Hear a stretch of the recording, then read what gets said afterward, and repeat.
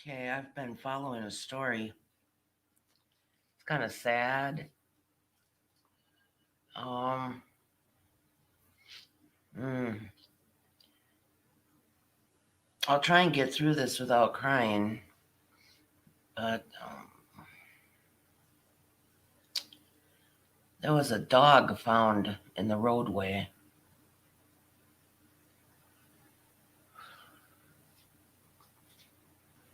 Let me do a screen share so you can see him.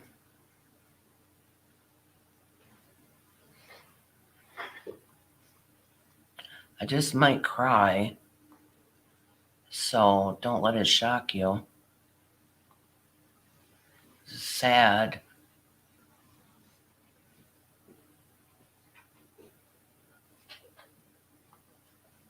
Okay. This guy here was found in the roadway, and they were looking for the owners because he had been hit by a car.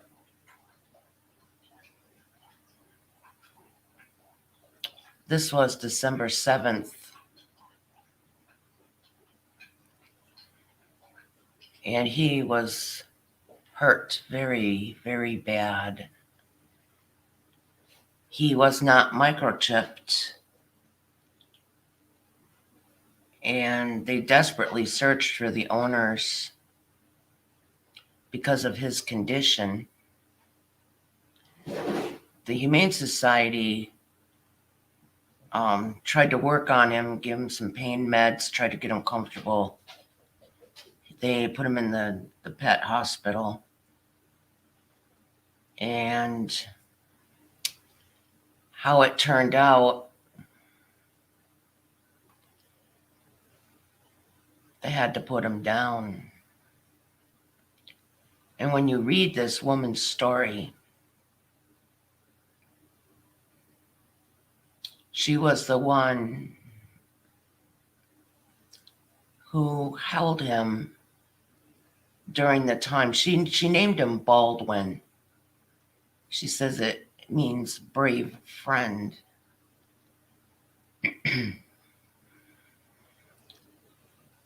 They couldn't find the owners, and they made the decision to euthanize him because his spine was broke. He would have been severely paralyzed.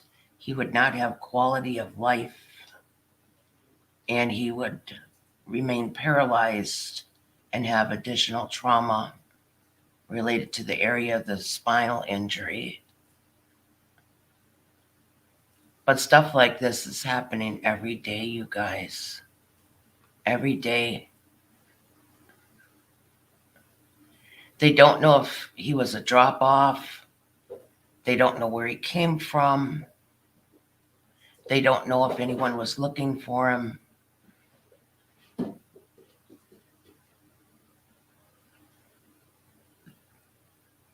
Maybe he wasn't even from this area. Maybe someone just came and dropped him off. It just makes me really angry when people do things like that. Really angry. Good morning, Charles. Sorry to have that kind of sad news, but it's happening all the time.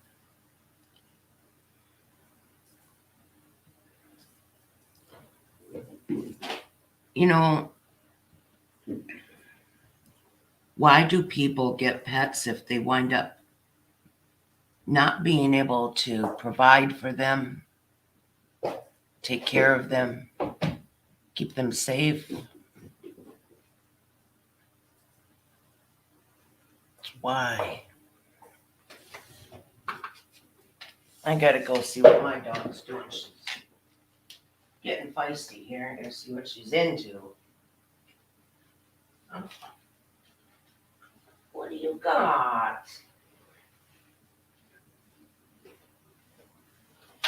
Did you steal something from me? What do you got there? Here's your toys. You have your toys. My dog just stole something from my shelves. I had to put everything up that could potentially harm her. So she likes to tear up boxes now.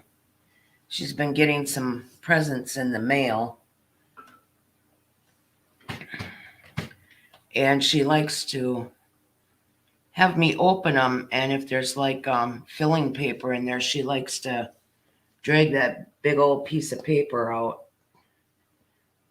before she gets to the goods. She's funny. She is so funny.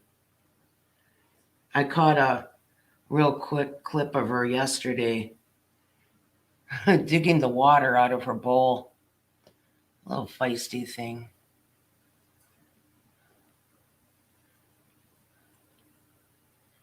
Well, I have a pen for my dog.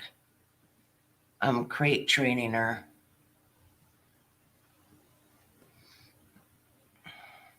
And it's actually smaller than 8x8, but she's not in it all day. She's running around now. Good morning, Mike. You guys having your coffee?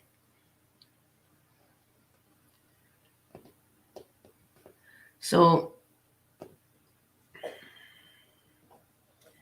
don't get a pet for your kids for Christmas if you're not going to make it a lifelong adoption. You know, puppies are so cute. The kids want them so bad. And you get one and you don't realize that little puppy's going to maul your kid. It's going to chew on your kid. They have sharp teeth. They have sharp claws. But that's how they play with their litter mates.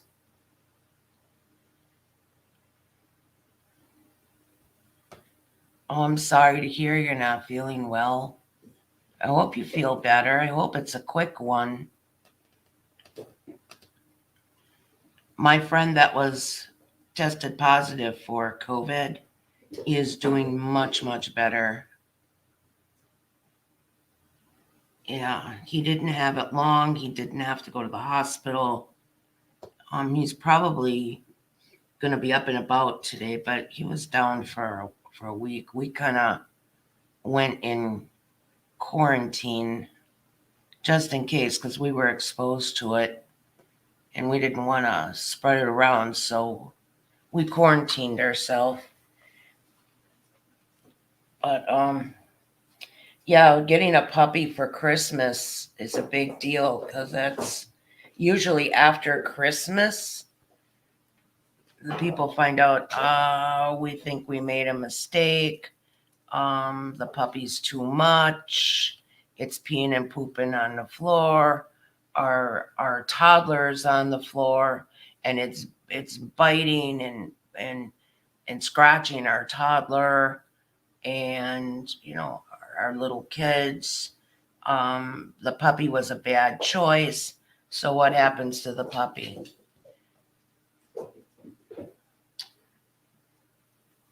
Sometimes they charge money to drop them off at the Humane Society, and people don't want to pay that.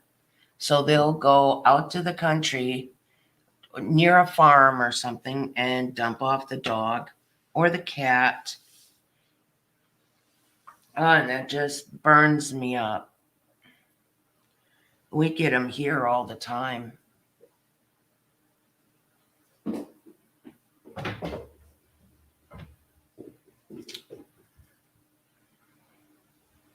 Found out my neighbor has a second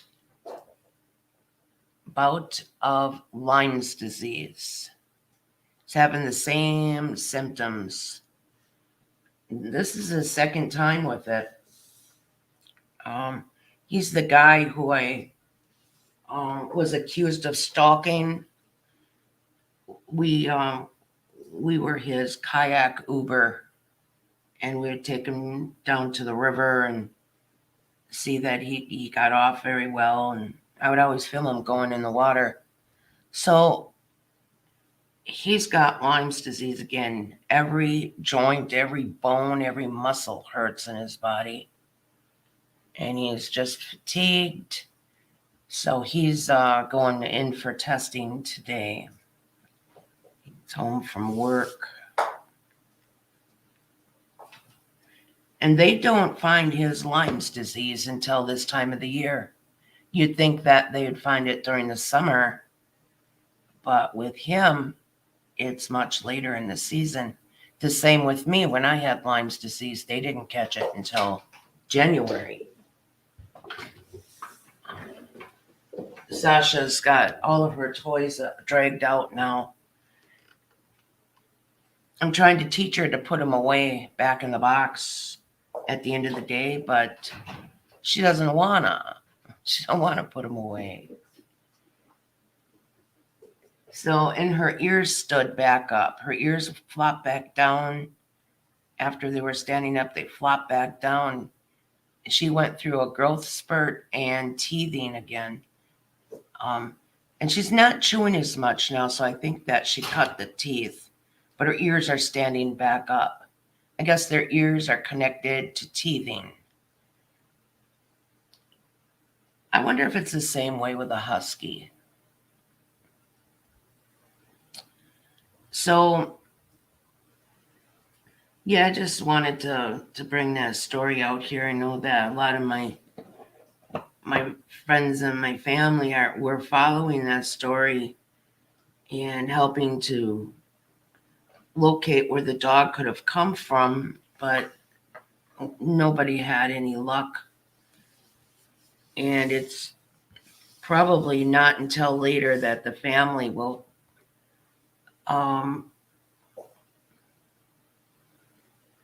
make a call to the sheriff and say, we're missing our dog, and then find out this kind of bad news just before Christmas. I don't know. I just hope that he wasn't abandoned and had to end his life like this. That's just so sad.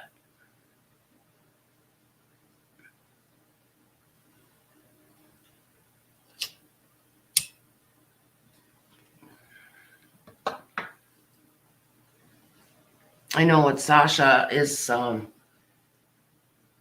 difficult as she can be sometimes. I knew there would be times like this with her that she gets pissed off at me and feisty and doesn't want to, cooperate and wants to bite me instead of learning how to shake paw and sit and stuff. And I knew all that, but I adopted her for the long haul. She won't be like that all the time. They do eventually grow out of it.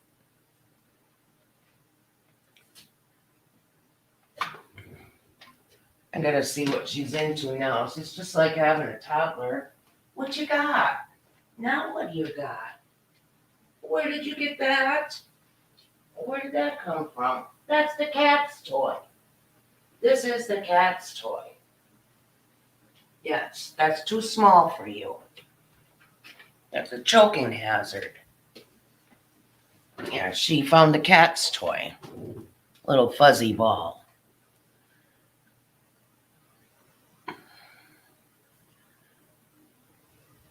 So, but that dog with his spine was broke.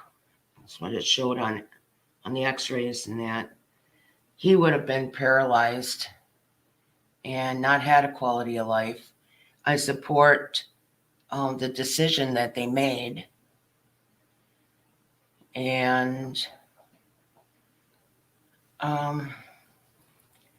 it's just the way it goes sometimes. Well, you guys, I just wanted to come on and talk about that sad situation there. And if anybody gets a puppy for Christmas, please know what you're doing.